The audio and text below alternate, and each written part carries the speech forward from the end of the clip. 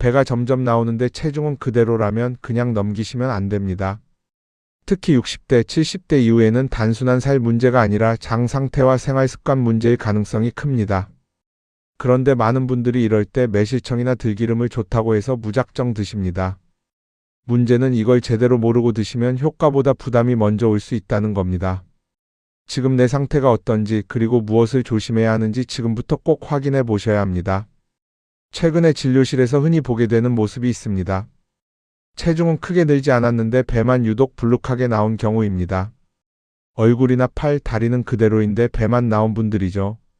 본인도 나는 많이 먹지도 않는데 왜 이럴까라고 말씀하시는 경우가 많습니다. 그런데 이런 경우 단순히 살이 찐 것이 아니라 몸 안에서 변화가 일어나고 있는 신호일 수 있습니다. 이걸 놓치면 계속 같은 문제를 반복하게 됩니다. 특히 나이가 들수록 우리 몸은 예전과 다르게 반응합니다. 근육이 줄어들고 활동량이 감소하면서 에너지를 쓰는 양이 줄어듭니다. 여기에 소화 기능까지 약해지면서 음식이 장에 오래 머무는 시간이 늘어납니다. 그 결과 배에 가스가 차거나 더부룩한 느낌이 자주 생깁니다. 그래서 겉으로는 살이 찐 것처럼 보이지만 실제로는 장 상태가 영향을 주는 경우도 많습니다. 이 부분을 구분하는 것이 중요합니다. 여기에 여성의 경우 폐경 이후 변화도 영향을 줍니다.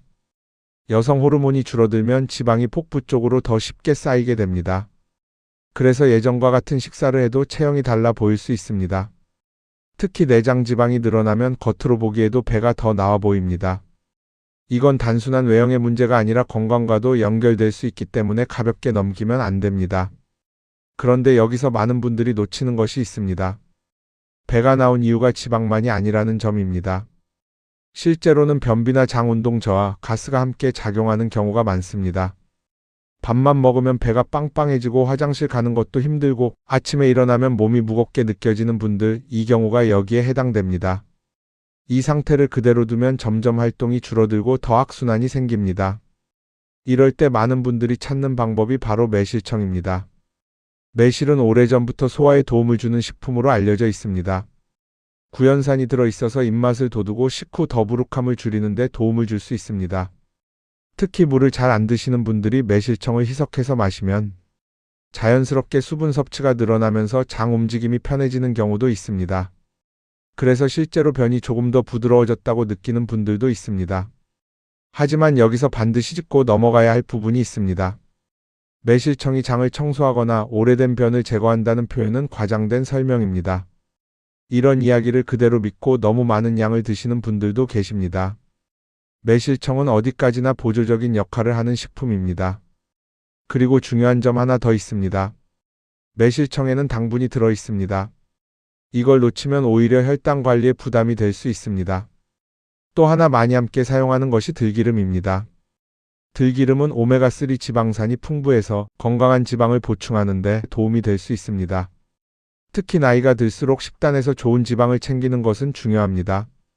일부 분들은 들기름을 먹고 변이 부드러워졌다고 느끼기도 합니다. 장이 건조한 분들에게는 이런 변화가 있을 수 있습니다. 하지만 이 역시 어디까지나 보조적인 변화입니다. 여기서 많은 분들이 가장 크게 오해하는 부분이 있습니다. 들기름이 혈관을 청소하거나 지방을 녹여준다는 식의 설명입니다.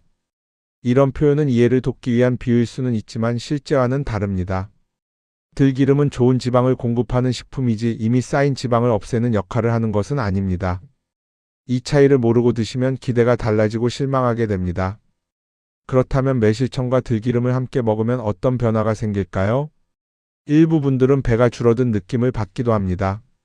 하지만 이건 지방이 빠진 것이 아니라 장에 쌓여있던 가스나 변이 빠지면서 폭부팩만이 줄어든 경우가 많습니다. 그래서 옷이 조금 여유 있어지고 배가 덜 불룩해 보일 수 있습니다. 이걸 지방 감소로 착각하면 잘못된 기대를 갖게 됩니다. 그렇다면 많은 분들이 궁금해하시는 부분이 있습니다. 언제 먹어야 하느냐입니다. 아침 공복에 먹으면 좋다고 많이 알려져 있지만 반드시 그 시간이어야 하는 것은 아닙니다. 공복에 섭취하면 장이 비어있기 때문에 자극이 더 직접적으로 느껴질 수 있습니다. 그래서 어떤 분들은 속이 편해지고 어떤 분들은 오히려 속이 쓰리거나 불편할 수도 있습니다. 이 차이는 개인마다 다르기 때문에 무조건 따라 하기보다는 내 몸 반응을 먼저 확인하셔야 합니다. 또 하나 중요한 것이 물의 온도입니다. 너무 뜨거운 물에 타서 드시는 분들이 있는데 이건 피하는 것이 좋습니다. 이유는 간단합니다. 너무 뜨거운 온도에서는 기름의 상태가 변하거나 맛이 변질될 수 있기 때문입니다. 그렇다고 너무 차가운 물도 좋지는 않습니다. 장이 예민한 분들은 오히려 불편함을 느낄 수 있습니다. 그래서 미지근한 정도의 물에 희석해서 드시는 것이 가장 무난합니다. 그리고 들기름은 특히 보관이 중요합니다. 들기름은 공기와 빛, 열에 약하기 때문에 쉽게 산패될 수 있습니다. 그래서 반드시 냉장 보관을 해야 하고 개봉 후에는 너무 오래 두지 않는 것이 좋습니다. 냄새를 맡았을 때 시큼하거나 이상한 향이 느껴진다면 드시면 안 됩니다. 이 부분을 놓치고 계속 드시면 오히려 몸에 부담이 될 수 있습니다.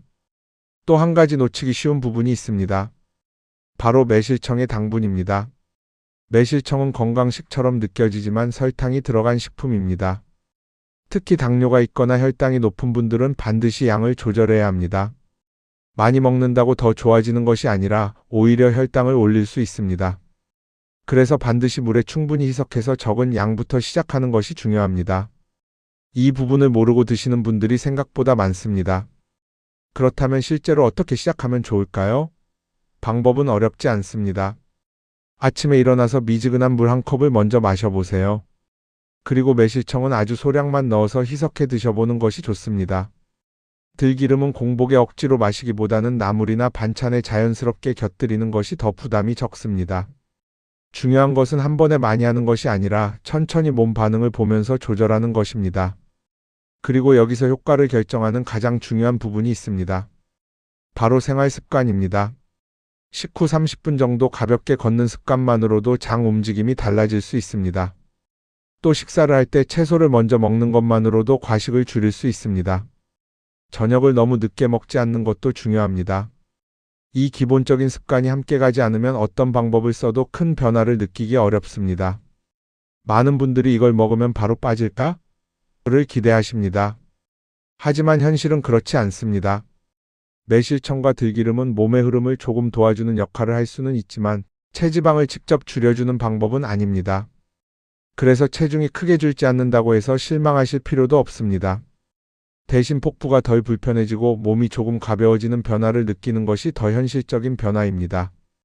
이 기준으로 보는 것이 중요합니다. 마지막으로 꼭 기억하셔야 할 부분이 있습니다. 배가 계속 불편하거나 갑자기 심하게 나오는 경우 또는 숨이 차는 증상이 있다면 단순한 문제가 아닐 수 있습니다. 이런 경우에는 병원에서 확인을 받는 것이 안전합니다. 많은 분들이 그냥 넘기다가 늦어지는 경우가 있습니다. 이 부분은 반드시 한 번쯤 점검해 보셔야 합니다. 정리해 보겠습니다. 배가 나온다고 해서 무조건 살 때문은 아닙니다. 장 상태, 생활 습관, 근육 감소가 함께 영향을 줍니다. 매실청과 들기름은 잘 활용하면 도움이 될 수 있지만 무조건적인 해결 방법은 아닙니다. 중요한 것은 내 몸에 맞게 조절하고 기본 생활 습관을 함께 바꾸는 것입니다. 오늘 내용 기억하시고 지금 내 상태부터 한번 천천히 확인해 보세요. 작은 습관 하나가 몸을 바꿉니다.